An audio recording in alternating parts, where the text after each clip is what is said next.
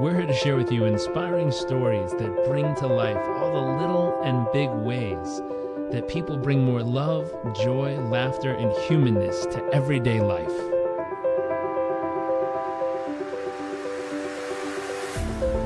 Our focus is the hunt for those little moments that refuel the human soul and reminds us what life is really all about.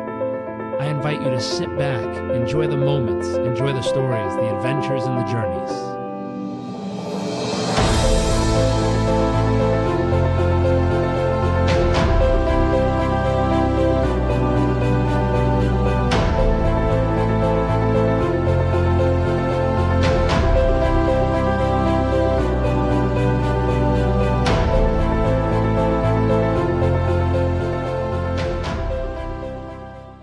Hey everyone, welcome back to another episode of What the World Needs More of. I am joined by special guest Mike Robbins. Robbins, that is correct. I'm sure it's my brother from another mother in some way, shape, form, or universe. So, sir, thank you for joining us. Absolutely, man. Thanks for having me. Good to connect. Now, just for clarity's sake, we're not related as far as we know. Right. As far as we know. As far as we know, we're not. But we do share the similar family name there, and that's okay. We're both cool about it because he's a great guy up in San Francisco. But Mike, to dive right in, here is the question. What do you believe the world needs more of? Empathy. I think, especially right now, with all the division and vitriol that we see around in the world in different places here in the United States and around the world, I just think more empathy, more connection, understanding of one another, walking in each other's shoes. I love that. And how do you bring that more into the world each day? Well, a lot of my work focuses on the power and importance of vulnerability. And I've always believed that, and the research shows this too, that the natural human response to vulnerability is empathy.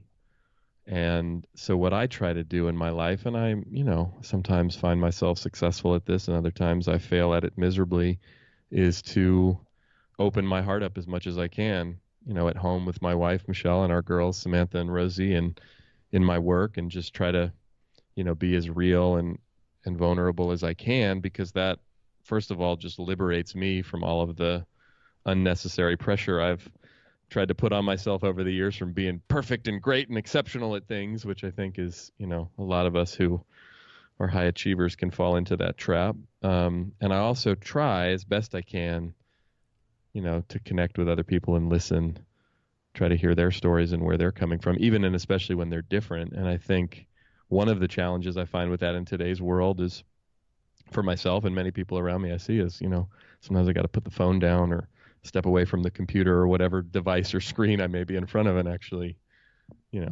connect with someone eye to eye and heart to heart, wherever I may be in the world. And that's, at times it's a simple thing, but it's easier said than done. I really believe so. I think another thing, depending on where you live and who you're around, if you're around a pocket of people who are very similar, what's interesting is our brain tends to go, oh, I get who they are. And then it stops listening and tries to go on to the next thing instead of realizing there's, like you said, everyone has a story. Everyone's unique. Everyone has their own magic. You just have to pay attention long enough to make sure your brain doesn't kick into autopilot and go, oh, yeah, they're a this. And then you just move on. It's true. And even with people, I think that's absolutely true. And even with people that we know, my wife, Michelle, and I have been together for 18 years and we've been married for 13. And I remember right before we got married, we've been together for a while, almost 5 years. And so we knew each other quite well, but we were working with a counselor who was just kind of supporting us and coaching us and sort of ushering us through the process as we were making the commitment to get married. And she said to us, I challenge you to make a commitment to one another to never fully know each other. And I remember her saying that, and I was like, wait, isn't the whole point here that we really already know each other and we get to know each other, and that's why we're getting married? And she was like, yeah, but she said, Mike, if you think you know Michelle, like you know her, then you put her in a box and that's just how she is, and she can't be any other way. And she'll do the same to you. And she's like, this is what couples often fall into the trap of doing, and unbeknownst to them, it's sort of unconscious we do this. And she said, but if you make a commitment to never fully knowing this woman, allowing her to be different, allowing yourself to be surprised, and amazed and in awe of aspects of her that you continue to get to know over the course of your life and your marriage, that's a really extraordinary thing to do. And I remember her saying that, and Michelle and I both reflecting on it. And now, even, 18 years into this thing, reminding ourselves and each other of that from time to time, because it is easy to think, well, I know this person. I've just spent this number of years with them. And again, we do that with friends, family, but we also do it with people that we meet, as you're saying, and we put people into boxes. It's so true. It's so true.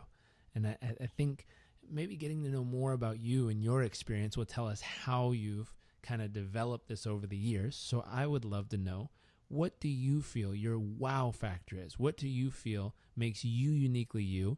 And what's one or two moments over the lifetime that help shape it? Those are good questions. I mean, I think the wow factor, I think it's more just me, like my heart, my humanity, if you will. I mean, I think that one of the things that really shaped my life is growing up, how I grew up and where I grew up. My folks split up when I was 3. I grew up in Oakland, California, here in the San Francisco Bay Area, where I still live. And I was raised by my mom, single mom, raised me and my older sister. And, I mean, that in and of itself posed some challenges over the course of my life. My dad and I were in touch for a few years, sort of every other weekend. And my dad had bipolar disorder, which I didn't understand as a kid what the heck that meant. I just knew that, like, he would lose his job, or my mom would say he would get depressed, which I also didn't understand what that meant. But I just knew he wasn't around. And by the time I was about 7, he wasn't around hardly at all. He was sort of in and out of hospitals and halfway houses and mental institutions. And it was, again, as I got older, I started to understand a little bit more of what this meant. And there was some shame and some embarrassment about it. Yet at the same time, I was in school, and growing up in Oakland and going to public schools and inner city schools as I got into junior high and high school, I was this white kid who was in the minority in the environment that I was. And it's not that normal in the world that we live in, particularly here in the U.S., to be straight and white and male and be in the minority. And it wasn't just like I was in the minority for, like, I was at an event and I was one of the only white people. It was like, I played on the basketball team in high school as a junior and was, the only white kid on the team and the only white kid in the league. And what I ultimately realized about those experiences, and there are a few of those kind of in there from my childhood and through adolescence, was they were humbling and at times kind of scary and disorienting in certain ways.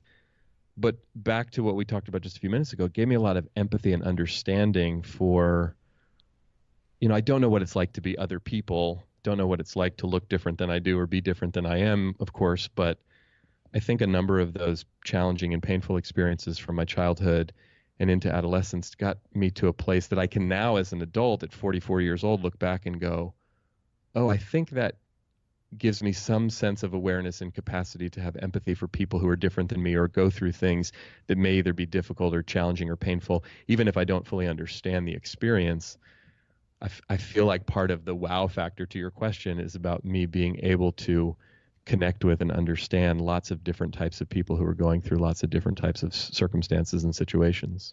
Mm-hmm. It's true. Empathy normally shows up when we've been through something. And I think it was 3 or 4 episodes ago, we talked about a friend of mine from high school we grew up with, where she was sharing with me her experience. And she's like, high school wasn't that great. Like, people used to pick on me and tease me and do all kinds of stuff. And she immigrated with her family from Brazil as a kid. And so one thing she said that was beautiful is turning friends in the family was one of her major skill sets she had to learn how to do just for survival. And along that path, though, just recently, a couple years ago, she's a second-time mother, but the first time she actually has been able to mother the child, because the first one was a full-term pregnancy where the child died right before it was born. And she was talking about the concept of, if you've never been to that depth of life, and you can say it's pain, you can say it's hurt, you can say it's frustration or anger or whatever it is. If you've never really experienced that depth, it's hard to empathize with someone who is going through it, because like most people will say, what do you say to them? I'm sorry, Right. or it's going to be okay. I don't know. Yeah. You've never been there. Versus if you've been there, you can look that person deep in the soul and say, hey, I've been there. I'm alive. You'll be alive too. And there's something very special about that. There really is. And I think with that, especially with really painful loss and grief, both of my parents have passed away. My sister Lori died 2.5 years ago of cancer at the age of 45. And, my dad died when I was 27. My mom died when I was 37. When my sister died, I was 41. And, I'm the only surviving member of my nuclear family at the age of 44. And one of the things that I've learned through my own experience with grief is the journey that I've gone through, and I think many people go through when we lose someone close, is, there's a unique quality to it because that relationship and that dynamic, my relationship with my father, my relationship with my mother, my relationship with my sister, each of those were unique, and they had their challenges and their pain points, and they had lots of love and connection and all the different aspects of it. And what's interesting is that I've also been fascinated by, in my own journey of healing through those losses, how people react. And, and it's hard because I don't think, and at least here in the United States, I can only speak for our culture here because this is where I grew up. We do not do a very good job of learning how to grieve or supporting people through grief. It's just, it's scary. It's painful. It's uncomfortable. It's like, what do you say? There's a few rituals, but for the most part, our world is so oriented around beauty and production and youth and results and all these things that like death is seen as the ultimate failure in a way. And it's also something that brings up a ton of emotion and a lot of unresolved emotion for people if they've gone through it in some cases. And for other people, maybe they haven't gone through it. And that's what's interesting, even to the story you shared about your friend and losing a baby at full term. I think it's sometimes hard for people to be with that experience, especially if they haven't gone through it. But what I think is often most needed, and I know for me, when I was going through my own journeys of grief, is just people who could hold enough space for me and for that experience. Not tell me it's going to be okay, not even tell me they could relate and understand even if they've gone through it, but just be able to hold the space for whatever I was experiencing in that moment. And it's not easy because, again, we're all different and we're all unique in our different ways. I had a friend who wrote a book called There's No Good Card for This. And it was basically like she had a friend who got cancer when they were both in college, and she didn't know what to say or what to do. And then many years later, she went through cancer herself and realized, wow, people are really weird and don't know what to say and do. And there are a lot of experiences in life, really painful ones, that we're not prepared to deal with necessarily in our own experience. And we don't feel all that comfortable or safe or confident in trying to support others.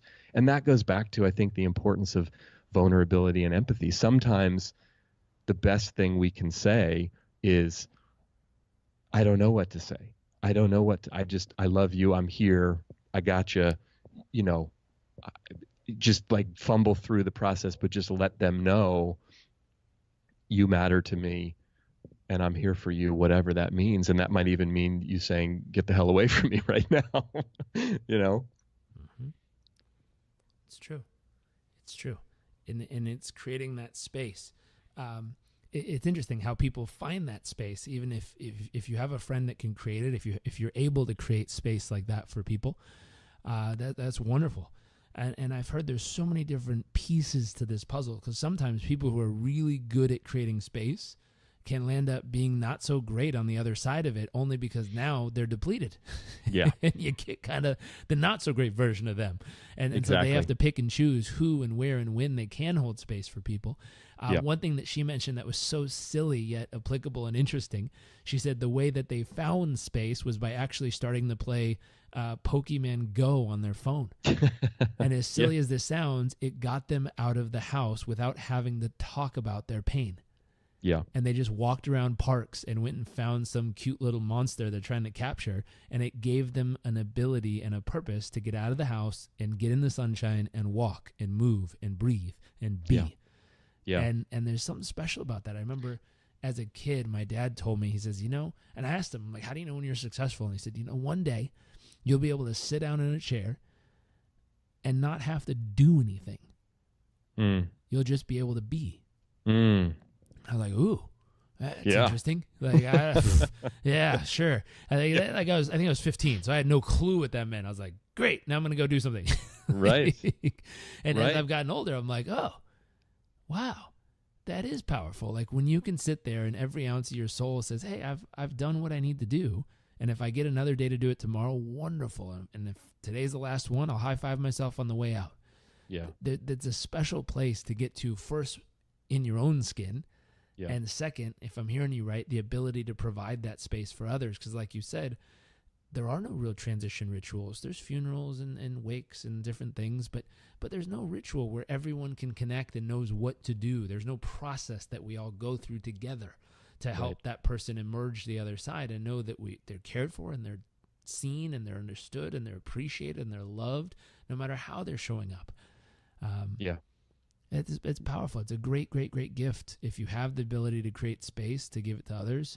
And if not, and if you need that kind of vulnerability, I guess play Pokemon Go and get outside.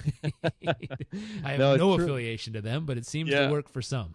Yeah. Well, we got to do what works. And, I think that on the space holding thing too, it's also, I think of something that I heard Oprah Winfrey say a few years ago that really touched me about this. And I often think about this in the context of appreciating people and really valuing people. But, she said, I've interviewed everybody in my career, right? I've interviewed presidents and prime ministers and celebrities and children and criminals and people who've gone through tragedies. And, you name the type of person. She said, I've interviewed them. She said, after all these years and all these interviews, she said, do you know that just about every single person asks me some version of the same question when the interview's over? Camera shuts off, the interview's over, they lean over and they say, was that okay? Or how was that? Some version of that, like, how'd I do? Was that okay? And she said, early in my career, I used to be really confused by this question because I'd be sitting across from someone who's very successful and accomplished. And I'd be wondering to myself, like, are they really that insecure? Like, do they really need my validation? Like, why are they asking me if that was okay or how they did? She goes, then I realized something. They're not actually asking me how they did. She said, you know what they're really asking? Did you see me? Mm-hmm. Did you hear me? Did what I say matter to you? Mm-hmm. And she said, and I agree with her, everybody's asking those questions, right? We want to be seen. We want to be heard. We want to know not just what we say, but who we are, like the story that we've lived, the life that we're living, the experience that we're having in the moment, that it matters. And the challenge, I think, for us in life and our relationships with the people that matter to us most, and even people that we just interact with as we're moving through the world, especially with the pace at which we live these days, the way we communicate, all of the different devices and things that we have that can grab our attention. It's like, can we show up in life and really see people and hear people and let them know that they matter? And can we also surround ourselves as best as possible with people who see us and hear us and let us know that we matter? I love that. I love that. Yeah. It's a beautiful gift to be able to give and, like you said, receive as well. Yeah, for sure. That's powerful. That's powerful. Here's a question. What's a moment that made you feel incredibly humble along your journey?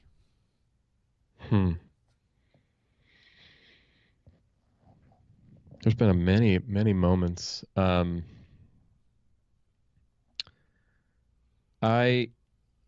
was an athlete in high school, and I played baseball. I was a senior in high school. I was in my American government class, and the phone rang in the portable Skyline High School in Oakland, and Mr. Richter picked up the phone, and with a very serious look on his face, he says, "Mike Robbins, you have to go to the office." And I was like, "Oh, that's weird." And I go up to the office. I sort of start running up to the office because the way he looked, I thought, like, did something bad happen, something weird? And I walk into the office, and the secretary is standing there by the phone, and she's got tears in her eyes. And I think immediately one of my parents or one of my grandparents, something must have happened. And I get on the phone, and it's my mom letting me know that the New York Yankees had just called and said that they had drafted me. And I was like, and all these people are in the office and they're like cheering and hugging me. It was kind of this like overwhelming experience. And I go back to class, and Mr. Richter had told the whole class what happened, and everybody's all excited. And there was just this moment of like, I had played baseball since I was 7 years old, and I was good at it. I'd gotten a lot of recognition, and, but there was just this like oh my God, the New York Yankees drafted me. Like, that's insane. Like, I couldn't even fully comprehend the, you know, the experience of it. I ended up, yeah, so that moment was just like this overwhelming kind of humbled moment for me. I didn't end up signing a contract with the Yankees because I got a chance to play baseball in college at Stanford. Um, so I went there and ended up getting a chance to play professionally with the Kansas City Royals after Stanford, and unfortunately got injured, hurt my pitching arm, tore ligaments in my elbow when I was in the minor leagues. So my baseball career ended somewhat abruptly. But that moment, as you just asked me that question of being humbled, that's the one that popped into my mind. I love it. It's a, like you said, a humbling moment to be seen, for someone to Yeah. see you, to notice you, to acknowledge you, so much so to toss a contract on the table and bring you out. It's Yeah. an extreme version of being seen. They saw you and they wanted you. Yes. Yes. Well, it's funny. Just before we got on this podcast, someone had sent a note about something to me, and I forwarded it on to someone on my team, and I just said they were asking for something, or hey, we'd love to do this with you, and my response was, man, it does feel really good to be seen and to be wanted. There is something about that. And I think, we have to discern, of course, on things that make sense and feel good and are aligned with our goals and all that stuff. But there is something incredibly powerful about that on multiple levels, I think, for us as human beings. I know for me, for sure. Mm-hmm. And I think for people listening, it's one of the most powerful gifts you can give to people, is noticing where they're strong, or noticing where they're beautiful, or noticing where they're loving or caring, and create space, see them for that, and what they can add, and then create space for them to be able to share that. It's amazing. Yeah. I've heard it said with older men specifically, normally there's one thing that they're really locked on in their life, and that's the only thing they're interested in. Most of us, if you've ever sat down with an older man and you get him going on whatever topic he's interested in, you notice they will tell you the same story for the 107th time, with no shame, because they're very passionate about it and they want to make sure that you know. Yes. And in that, though, what's beautiful is if you can see them for that and acknowledge them and appreciate them, you give them a gift that they don't often get to experience, which is someone seeing what they feel their greatest gift to the world is, and someone appreciating them for that greatest gift. Yeah. Yeah, that's for sure. It's amazing. Here's my next question for you. What has been an awe-inspiring moment along the journey? Oh, God, again, so many. I think, maybe somewhat related to the story you shared earlier about your friend. I think of, our girls, Samantha is 12 now, and Rosie, our younger daughter, is just about to turn 10. And when Samantha was born, like most people, at that point in my life, I'd never been in the room when a baby was born. I'd never experienced that, and obviously we'd never had a baby ourselves. But the whole experience of that, and being with Michelle through the entire pregnancy, and just watching, and Michelle gave birth naturally, which again, I didn't know much about, even the whole birthing process, but to see the way that the human body, particularly the female body, is designed in this incredibly miraculous way, I just was like so blown away by that entire experience that, it was one of the most spiritual and awe-inspiring experiences of my life. I've heard that. I've heard that stuff works in ways a man can never imagine. Yes. And once your mind has been stretched to new proportions, it will never go back. You cannot unsee it. Yes. Well, and it's just one of the most beautiful moments of life. Right. And I thought I had some appreciation for life and for the human body, the female body in particular. And there was just a way in which, it's funny, I was just reading some things to Samantha. I wrote a bunch of notes and letters and tried to capture as much of that experience as I could when it was happening, because I had a feeling like I will remember, but there will be things about it that I'll forget. And I remember her saying to me, as I was sharing some of this with her recently, and she's like, I don't know if I want to hear all this yet, Dad, but I was like talking about the awe that I had for her mom, for Michelle, and just for the whole experience of it.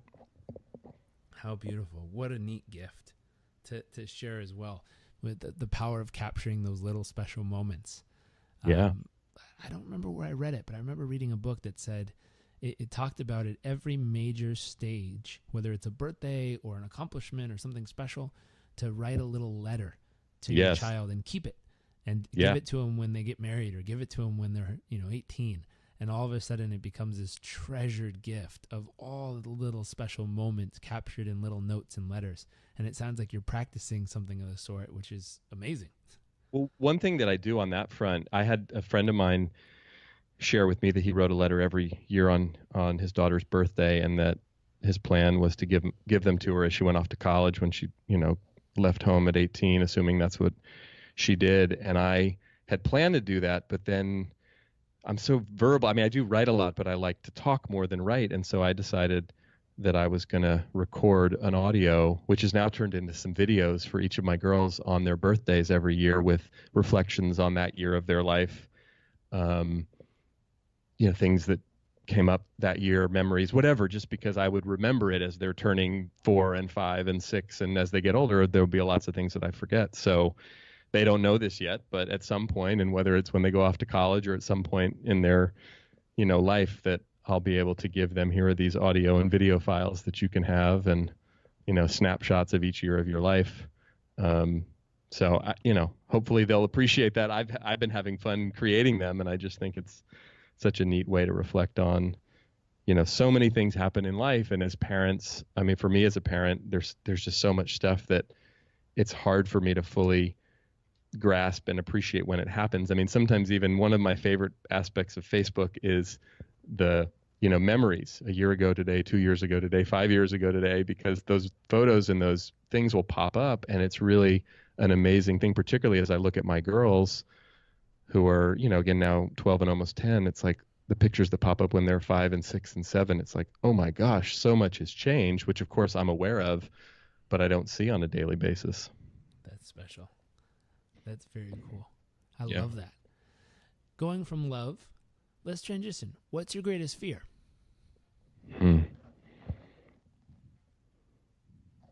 I think there's a fear that I have. There's two things that pop in right when you ask that question. There's a fear that I have about death with respect to being a father. The fear of death has always been there for me in different ways, and it sort of ebbed and flowed throughout the course of my life. But I think now, as a husband and as a father, there's a way in which I don't find myself paranoid about it, but I think about it in this way, that I really want to live a long and healthy life for a number of reasons. But one of the primary ones is to be around and available for my girls for as long as possible. And with that, the interesting fear that also couples that for me is that I have a fear of missing things, not like missing out, but missing the important moments of life. To what you said, your dad said to you many years ago, of sitting in the chair and not feeling like you don't have to do anything. Like, that's something that I struggle with in my own life. Is I'm passionate about the work that I do and I really love it.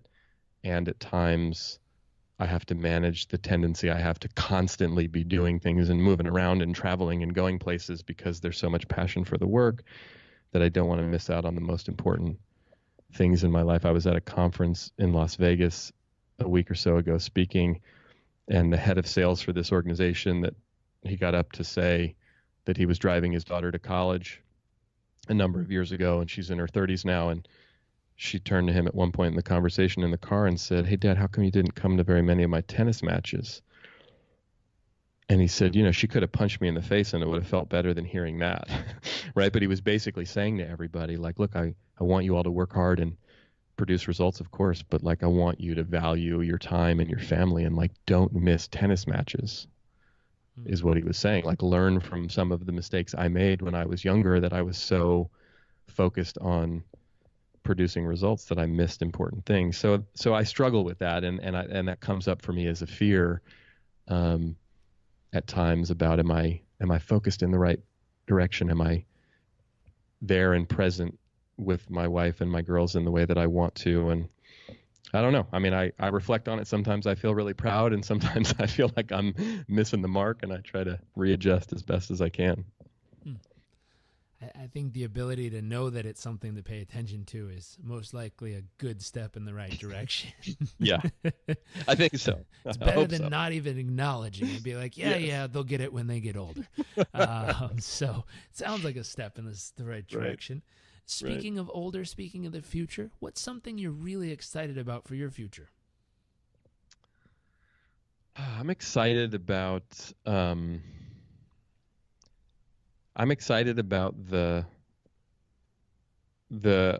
energy and attention that we've been putting into um, giving, and it's one of the things that excites me the most.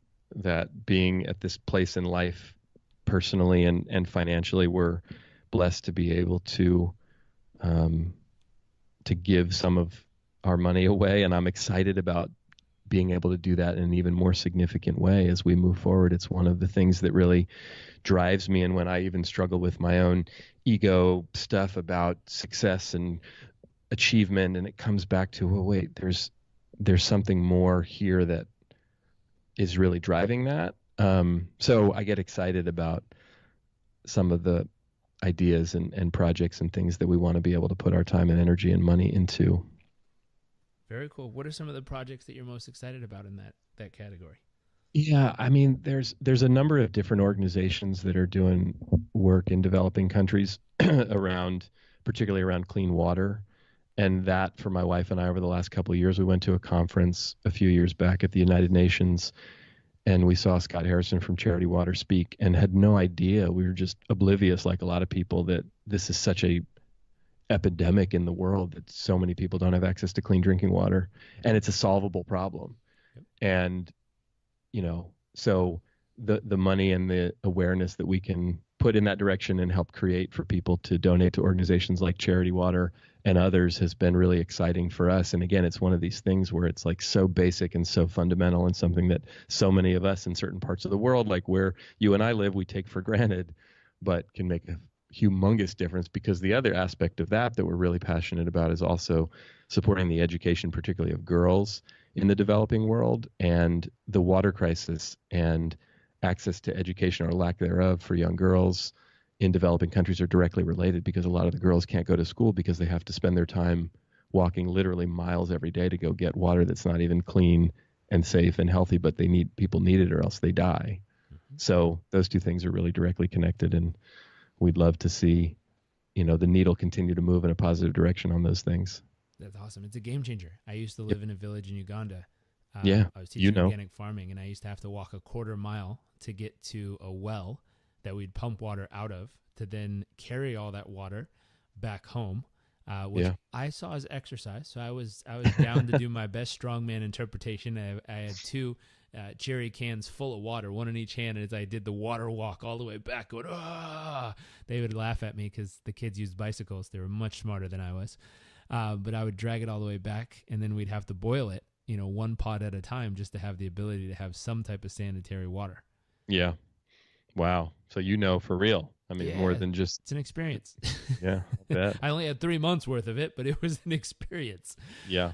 It's one of those things that you'll never look at a drinking fountain the same way at any part of the world where it's clean and healthy to drink.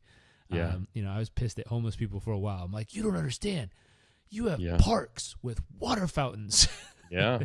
that being mad at people who are struggling doesn't help anybody. No, but but eventually it wore off, and I was like, well, that's the struggle here. The struggle there is much more intense, and Yeah. like you said, having the privilege to be able to help and having the space to help is amazing. It's an amazing opportunity, and it feels amazing on both ends to give and receive, and knowing that you're providing something that seems, like you said, growing up here in the U.S., that everyone has access to. I mean, even as a kid, we had the hose. But you don't realize there are no hoses on parts of the world. Like, there are no spigots where water magically comes out from the city. Like, it doesn't work that way. You got to walk, like you said, miles to go find one well that hopefully you can pump it out, and then you got to drag it back and boil it just to have the opportunity. Once it cools, hopefully a bug didn't land in it that can contaminate it, to finally have a sip of water. Yeah. So to provide those wells are literally a game changer. It's amazing. Great project. Yeah. So we're going to switch gears. We're going to jump into the second half of the show, which is called Nuts and Bolts. Mm-hmm. There's three major questions here, but the first is, what do you focus the majority of your thoughts and time and life on each day as of right now? Oh, a lot of things. um, I focus the vast majority of my time and thoughts and focus on connection and impact. Like, how can I connect more deeply with the people around me, with the people I work with, um, and how can I have the greatest impact? And those are two questions and inquiries I find myself in all the time. Um, both in a practical sense in terms of it guides a lot of what I do, but also in constantly looking more deeply at how can I do that more authentically, more effectively, with more depth and more authenticity. Very nice. And what would you say is a key to your success in all of that? I think one of the keys to the success in my life at this point and in the past is having an enormous amount of support around me. I've been really blessed. I mean, even with some of the support that didn't exist in my family, I've just been really fortunate to have a lot of mentors and friends and support structures and coaches and counselors and like people that show up and have shown up. I think I've done a lot of seeking it out and been willing to ask for it, and then also just been really fortunate that, I mean, I think for a lot of us, again, back to the theme of sort of living here in the U.S., it's like, winning the genetic lottery to be born in certain places in the world. If any of us happen to be privileged enough to do that, to realize, wow, there's so much abundance and resource here, right? If we're paying attention to it in that way. So I think that's helped me in a lot of ways. Interesting. I've heard it said the opposite as well, Yep. which I agree with you. I was like, wow, to be born in a place that has access to so much is amazing. Even if you're in the toughest part of town, in the worst situation, Yeah. there's still a library. Like, I remember opening a book in Uganda and highlighting a page, and the kids were like, because there is only one book in the village of that kind. Like, there's not one copy of it. There's literally just one. And you can't write in it because everyone has to use it in that specific village. And that was a very small rural farming village, but that's the case. And to have a library that has multiple copies of certain volumes of books is like a game changer. Or nowadays to have the internet. I mean, you can Google anything. It's amazing. Blows my mind. I mean, I can't imagine what school would be like nowadays if you could ask Siri. Right. I know. You probably get Siri kicked out of class if you just ask Siri an answer for the test for everybody to know. But it's still one of those things where you're like, wow, that wasn't even a thought way back then. Like, that's amazing what's available nowadays. Yeah.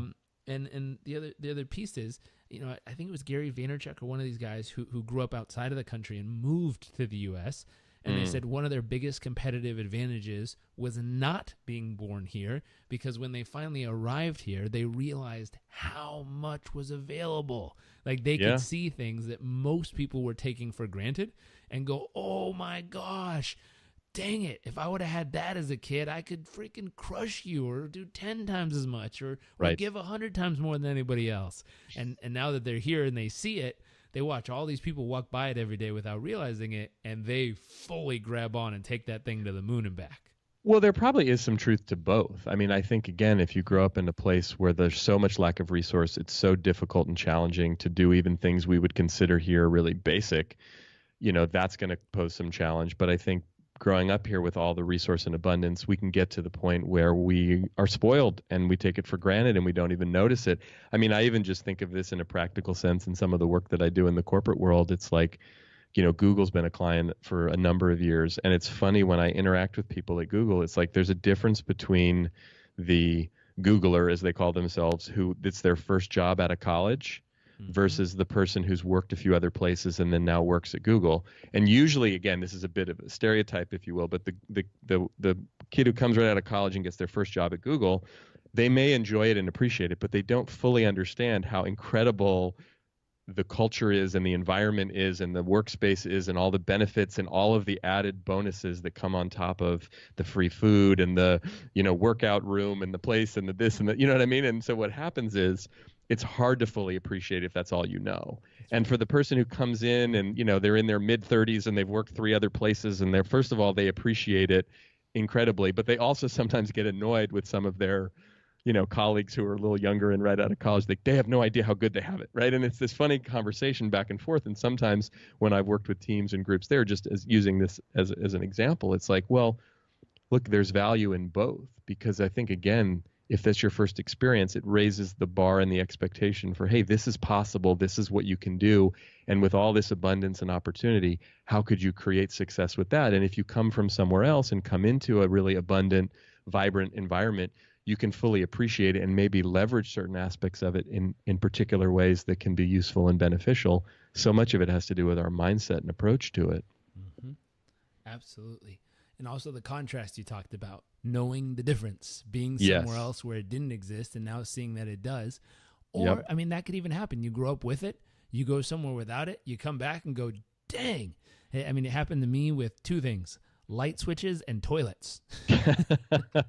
As simple as that sounds, as a kid, I probably didn't value those as much. As after 3 months of living in a village in Uganda with no running water, no electricity, and no toilets, I stood in the hallway just flipping the light switch on and off for a good 20 minutes one day. My mom definitely was worried about me. I was like, this thing's amazing. Look at this. It works every time. And then I just stared in the bathroom for a while. I'm like, that is the greatest invention. Man. Yeah. Oh my gosh. Again, she was worried for a while, but it wore off. But I think I still value it. It amazes me. Little things make such a difference depending on where you are. Yeah. Okay. Our final question. What is one actionable tip that can help others achieve the kind of success that you've achieved in your life and your journey? Gosh, there's a number of things, but the thing that just popped into my head when you asked that question is ask for help. I love the saying, the answer is always no if you don't ask. And I think of this in my own life. I see places where I've asked for help and gotten it. There's obviously been places where I've asked for help and not gotten it. And then there's been a number of places where I haven't asked for help because I was too scared or too stubborn or too worried or did whatever, fill in the blank. And so much of my own path has been accelerated by when I've been able to and willing to ask for help, because more often than not, the help is offered, and sometimes even more abundantly and generously than I expect it to be. And there's so many people around us and in the world who want to help and have resources and time and wisdom and insight and love and support to offer. And we're often unwilling or unable to ask. So just that simple act of practicing that, and then learning how to be okay even when people say no, because it's not the end of the world. I love that. And it's so true. The ability to ask for help, it becomes a game changer, and it becomes the ability where it teaches us to be slightly vulnerable, which is uncomfortable for some people. But it teaches us to get into that place. Like you said, if you don't ask, the answer's already no. So you might as well ask. And the worst you can get is a no. And then you've just confirmed what already was. But the best case scenario, someone steps up to the plate and they find a way to, or they have the space or time or ability to help and assist. And all of a sudden, a whole new world opens up to you in that moment, because you can now access experience and knowledge and life that you didn't have access to before. That's beautiful. I love that tip. Yeah. Well, sir, thank you for joining us. If you're tuning in and you want to know more about Mike and what he does in the speaking and training and coaching world, go to the show notes of this episode. We'll have all the links in his professional bio so you can get to know more about him and what he does. But I just wanted to say thank you for sharing with us. Thank you for giving and supporting this community. And thank you for, just pouring out all the different experiences in life you've had here and really making a valuable contribution to everything we're up to. You're welcome. Thanks for having me. It's my honor. Of course. And for everyone who's listening, if you like this episode, make sure to share it. We believe that sharing is caring around here, and we like caring people, so make sure to share. And we look forward very much to seeing you next episode.